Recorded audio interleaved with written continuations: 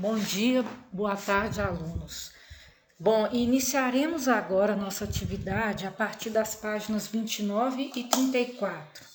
E para que vocês possam fazer essa atividade tranquilamente, eu coloquei aqui o link das videoaulas que eu peguei até na internet mesmo e eu considero que vai ajudar vocês demais a fazer essa atividade, né, as páginas. Bom, eu coloquei aí, né, os links, mas dentro do corpo do e-mail também vocês vão ver lá os endereços para vocês acessarem essas duas videoaulas, tá? Uma é sobre o genitive case e a outra é sobre o verbo to be, tanto na forma afirmativa, interrogativa e negativa.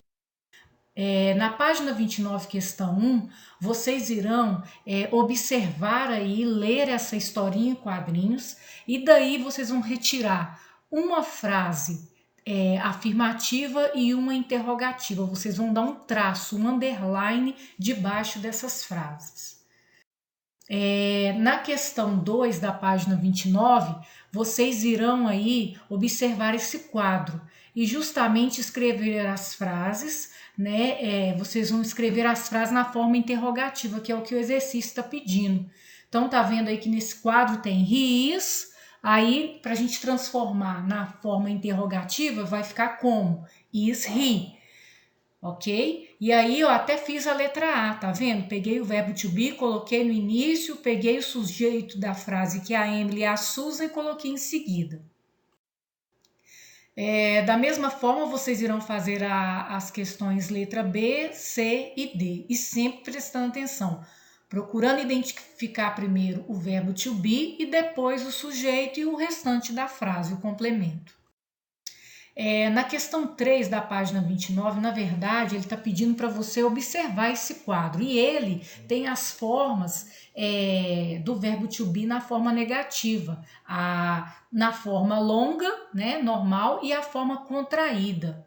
Ok? Então, por exemplo, I am not, aí para a gente contrair vai ficar como? I'm not. Are not, aren't. Is not, isn't. Na questão 4 da página 30, vocês terão que observar essa pintura do Edward Hopper. O livro ele traz uma descrição sobre o autor dessa pintura e depois vocês vão reescrever as frases utilizando a informação correta. Por exemplo, a primeira aí, the woman's dress is red, ou seja, o vestido da mulher é vermelho. É vermelho? Claro que não. Na pintura a gente vê que não é vermelho, é verde. Então, primeiro eu vou negar essa frase de cima e depois eu vou colocar o que é correto. Então, por exemplo, the woman's dress isn't red. Ou seja, o vestido não é vermelho, ele é verde. Em seguida, agora aqui eu tenho a letra A, B, C e D, todas relacionadas à pintura, né? Então lá as mesas são azuis, o chapéu da mulher é amarelo, então vocês vão ter que voltar lá na pintura e ver. Lá tá falando que eles estão num dancing club. É um dance club, então vocês vão ter que observar.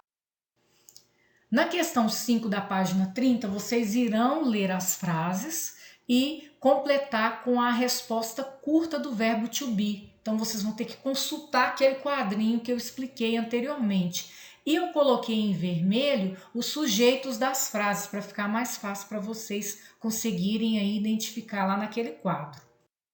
Na questão 6, a gente tem aí um quadro, e esse quadro ele chama atenção para os subject pronouns e os possessive adjectives, tá? E aí a gente tem, para o sujeito eu tenho o pronome possessivo my. Para o sujeito he, eu tenho his. His significa dele. Lá na última aula vocês fizeram uma atividade que teve a ver com os pronomes possessivos. Aqui nesse exercício, vocês irão utilizar esse quadro que eu acabei de explicar do exercício 6 para completar esse texto, né, esse e-mail que a Amy mandou para a Jéssica. Então, por exemplo, let me tell you about my family. Então, ela está começando a falar sobre a família dela, né? A M, para a Jéssica. E aí vocês vão consultar o quadro anterior.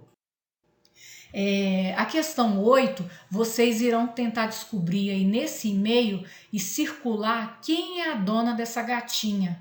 Então vocês vão ter que prestar atenção aí, provavelmente vai ser próximo de algum nome, né, dessa gatinha ou um gatinho, né, eu não sei. E aí vocês vão só circular quem é o dono desse gato, tá? E aí eu tenho na página 32, questão 9, eu tenho o genitive case. Inclusive, eu anexei o link de uma videoaula onde a professora explica muito bem, né? Ela aparece no vídeo explicando sobre o caso genitivo, né? Então, o genitivo a gente utiliza muito para designar um objeto ou um lugar que é de alguém. Então, por exemplo, o salão da Vera, a escola da Nete, a sala de aula do Gustavo. Então, esse Szinho que está em negrito aí, ele significa o do ou da. Então, de quem que é esse skate aí do lado? It is Carol's, ok? E agora, nesse exercício aqui, tem a pergunta e vocês irão responder. Por exemplo, what's your teacher's name? Qual que é o nome da sua professora, né? Então, o nome dela é, por exemplo, Daniela. Então, seria her name is Daniela. Vocês vão utilizar os pronomes possessivos, que é o my, your, his, their, its, ok?